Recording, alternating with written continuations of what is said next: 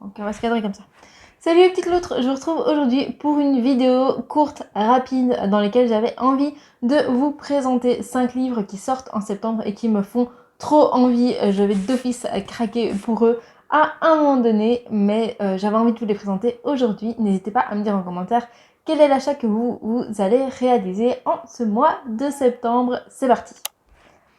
Le premier livre, il sort le 6 septembre. Il s'agit du roman graphique de La Passeuse de mots. Je vous mets quelques photos juste à côté. Alors pour ceux qui ne connaissent pas le livre, j'ai pris le résumé, mais sachez que moi j'ai déjà lu les 3 premiers tomes en roman. Et là j'ai trop hâte de voir ce que l'adaptation en roman graphique peut donner, parce que c'est vraiment un très chouette univers qui est construit. Je crois qu'il y a quelques tomes qui ne sont pas encore sortis. Là pour l'instant, il y a 4 romans qui sont sortis. Et évidemment, le roman graphique apparaître en septembre. Donc le résumé dit que dans le royaume d'Hélios, les mots ont un pouvoir, celui de créer, d'équilibrer, puis de détruire le monde. Lorsqu'on les prononce, aucun retour en arrière n'est possible. Et donc on va suivre Aria, qui est une jeune fille de la capitale et qui est passionnée de livres. Elle en dévore chaque mot, mais elle est loin de se douter qu'elle est la clé pour sauver son royaume. Donc voilà un peu l'intrigue que vous pouvez retrouver dans ce livre, mais vraiment c'est une pépite si vous ne l'avez pas encore lu et que les grosses briques vous font peur. Le roman graphique peut être vraiment une bonne solution pour vous. Le deuxième livre, il est sorti le 27 août et il est écrit par Ellie S. Green, qui a écrit la saga L'Héliotrope, que j'ai adoré. Et ici on est sur un roman jeunesse qui s'appelle Hazel tout court, et là j'ai trop hâte de le découvrir parce que j'adore l'autrice, j'ai trop hâte de voir ce qu'elle nous a réservé. Et donc Hazel tout court, visiblement c'est l'enfant de parents archéologues qui l'ont déposé chez sa grand-mère, et elle va essayer de percer les mystères de l'étrange manoir dans lequel elle réside pour l'instant. Et alors le petit truc en plus qui moi me fait complètement craquer, c'est qu'à la fin on nous dit qu'on trouvera un dinosaure apprivoisé, un lapin au QI très élevé et une machine à remonter le temps. Donc trop hâte de découvrir ça et de pouvoir relire la plume de l'autrice qui est dingue. Le troisième livre, il sort le 17 septembre et il s'agit du tome 2 de la saga Agence Perdido, écrite par Victor Dixon. J'ai lu le tome 1 il n'y a pas si longtemps que ça, et dans le tome 1, on va suivre une jeune femme qui a le pouvoir de passer dans le monde des croque-mitaines, les croque-mitaines étant des monstres qui volent des objets dans le monde des humains pour les emmener dans leur monde à eux. Et donc on va suivre cette jeune femme qui a le pouvoir d'aller dans ce monde et qui recherche plus précisément sa maman qui a en tout cas disparu, et elle pense qu'elle a été enlevée par un croque-mitaine. Donc vivement le tome 2 pour connaître la suite de cette saga que j'avais beaucoup aimé, et l'objet livre est également magnifique. Autre roman qui sort cette fois-ci le 25 septembre aux éditions Slalom.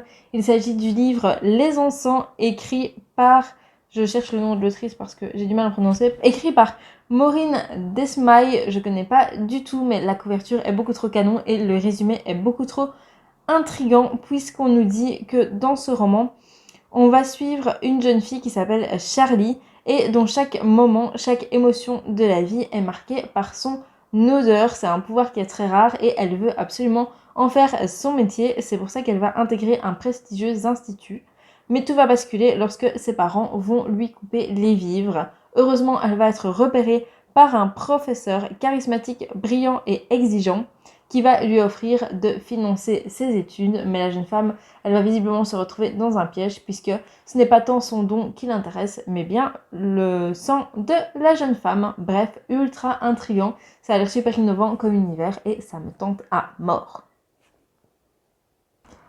Et enfin, tout dernier roman qui paraîtra le 4 septembre et qui a l'air ultra intriguant. J'ai vraiment très envie de le découvrir. Et là, je vais vous lire le résumé parce que je ne sais même pas comment vous l'expliquer avec mes mots. Il s'agit du tome 1 de la saga Le Prince de Rune, le tome 1 qui s'appelle Zénaïde et qui est écrit par 2 auteurs, Maxime Fontaine et Romain Watson. Il me semble que j'ai déjà lu un livre d'eux. Je vais vous lire le résumé tout de suite. A-t-elle rêvé cette nuit où le mage d'Éthérion s'était tenu séant en sa chambre pour lui déclamer ses obscures paroles. Au petit matin, Zénaïde, fille adoptive du duc d'Anjou, ne le trouve point dans l'enceinte du château. La jeune noble aux cheveux améthystes part donc en quête de l'insaisissable mage. C'est alors que le ciel du royaume de France est assombri par l'apparition d'un mystérieux et immense continent. D'aucuns parlent déjà non sans crainte du sinistre pays de Rune. Moult légions infernales se déversent ensuite sur les terres du roi Louis XI. Les paroles de Déthérion prennent un nouveau sens. Zénaïde serait-elle ce flambeau annoncé dans l'énigmatique prophétie? Assaillie par le doute, elle croisera la route d'un cavalier fascinant nommé Magellan, qui a peut-être les réponses à ces questions. Mais nul ne sait s'il est un allié estimable ou un vil émissaire du pays de Rune. Donc voilà, super intriguant comme résumé. Ça me tente vraiment beaucoup, mais ça a l'air d'être un livre où il faut être concentré pour le lire. Et donc je vais réfléchir à savoir si je l'achète ou pas, mais en tout cas, il a l'air dingue et l'objet livre est également magnifique.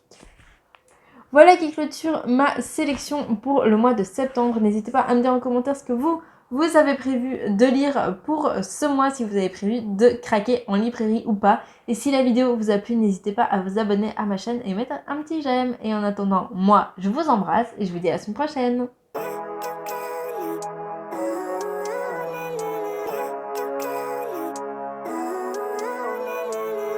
Living life, every day, late at night, not okay.